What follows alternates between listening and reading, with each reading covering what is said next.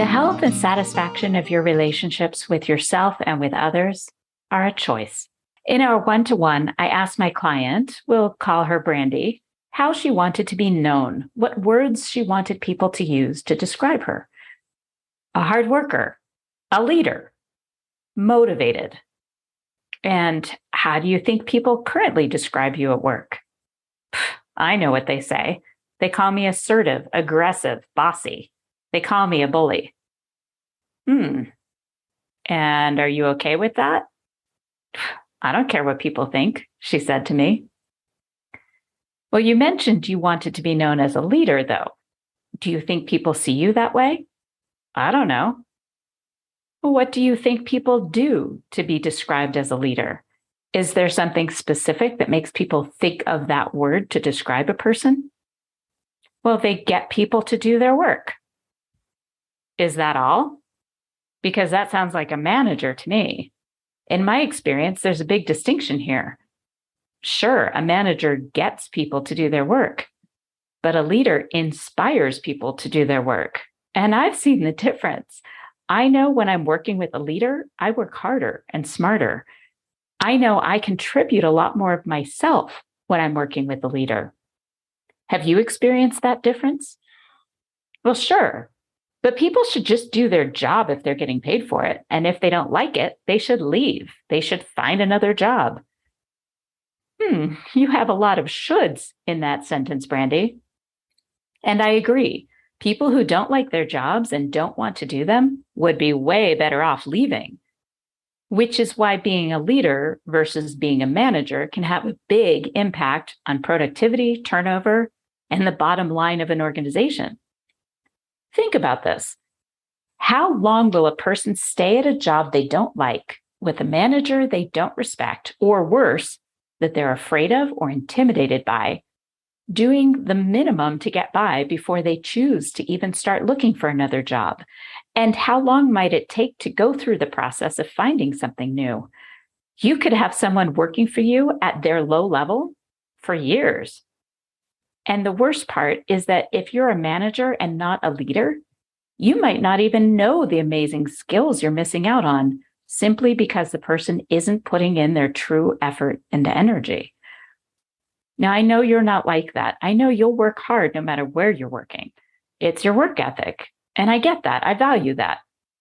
But have you ever had an experience where you put in even more of your effort because you had a boss who trusted you? She told me a story about a former boss who seemed to inspire her, a boss who knew how smart she was, saw her potential, and encouraged her to apply for more responsible jobs. So that sounds like a leader.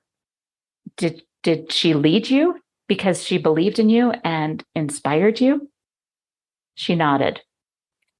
Did she do that by telling you exactly what to do and how to do it? Did you ever think of her as aggressive or a bully? No. I asked a few more questions about how that former boss treated her, how she made her feel. I asked her for specific examples of conversations she had that made her want to be at work. And I could see the light start to turn on in her head. If you want to be a leader, Brandy, the kind of person who inspires people to do their work well, to share their best ideas about how to improve processes, make things even better, people have to trust you. They have to know you'll help them without judging them for needing help. As a leader, you have to create an environment where people see the positive impact of being there on your team, on your clients, and in their personal lives. Otherwise, they're likely just putting in the time, doing what they have to get through the day until you lose them and all of the potential you hired them for. She sat quietly, glaring at me a little. I knew I had touched a nerve. Our meeting was ending, and I smiled warmly at her. You have the potential to be a leader, Brandy. You're smart, you're a hard worker, and you're ambitious. If you choose to make the changes in the way that you interact with your team, the ones we've been talking about, they may not believe it at first. You're going to have to be consistent in those changes we discussed. And it'll take time. It'll be worth it.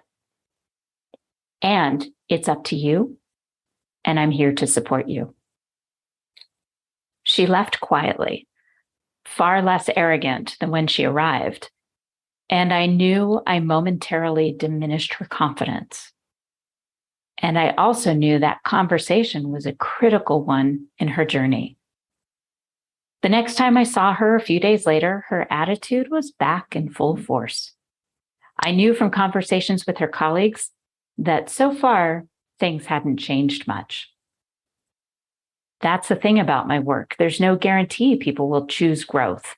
The people with great potential will choose self-reflection and make changes in how they communicate to the benefit of everyone around them and definitely to their career.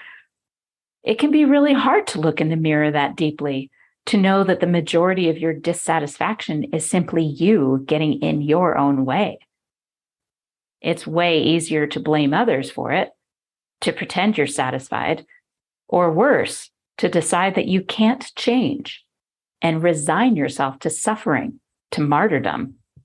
My own experiences with this have been life-changing. And I know my relationships with my family, my friends, my children, my clients, and my network have improved and grown stronger as a result of that mirror gazing.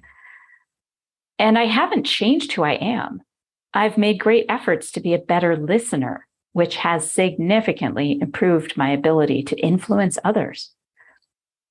We don't have to change who we are. We have to choose how we present ourselves. We have to choose to listen more carefully, to watch the reactions our words have on others, and to care when we've hurt someone. We have to see people in multiple dimensions. I have no idea whether any of the work Brandy and I did together has had an impact on her over the past few years. And in my experience, the keys here are choice and consequences. Brandy doesn't have to change anything. She'll likely move up through the ranks of management because she's ambitious and smart.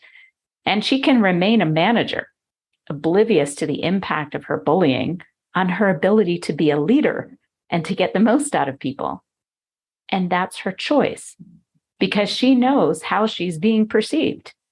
And if that's the case, she just has to be okay with the consequences of that choice. It's as simple as that. You can be a bully. You can be a jerk or an asshole. You don't have to change, and no one can make you. But you do have to be okay with the consequences. If you've listened to the past few episodes of this podcast, you know I've been focused on identity, relevance, and authenticity, and the idea of surrounding yourself with people who support and encourage you in your adventures as you transform and grow, set big goals with big visions. This episode is no accident. You are ready to shift, to find more satisfaction in your career and life. And that means you have to surround yourself with people who will call you on your bullshit with love and in a way that inspires and motivates you. These are the people who will help make sure you have the tools and resources necessary to become exactly the person, the leader you aspire to be, no matter your title or where you happen to sit. Join me and the most generous, supportive, successful professionals you can experience at the next No Longer Virtual Summit in Chicago on February 27th and 28th, 2023.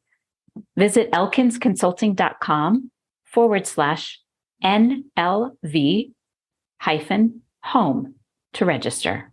Thanks so much to Heather Younger, my dear friend and bullshit caller, for reminding me of the importance of listening. Thank you for listening to Your Stories Don't Define You, How You Tell Them Will. And if you're ready to get started in collecting your own stories so you can share them when the opportunity presents itself, please feel free to download our free story collection worksheet with a brief tutorial at elkinsconsulting.com.